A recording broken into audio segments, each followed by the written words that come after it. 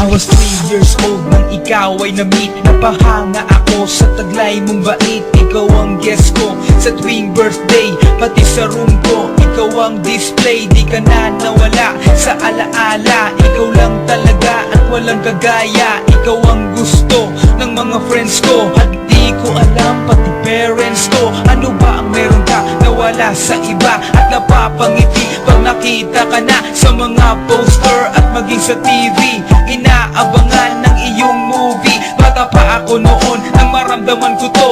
Ayoko ng iba, ikaw ang gusto ko. At sa aaminin ko, maniwala ka, mas gusto kita kaysa kay Darna. You were always gonna be mine. It's so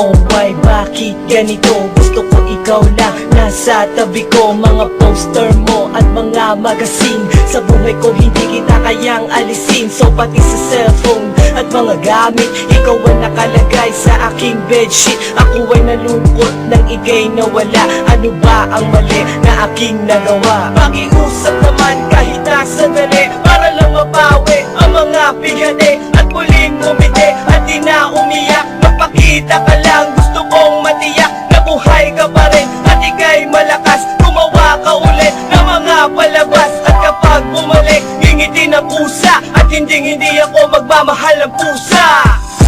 You were always gonna be mine. It's so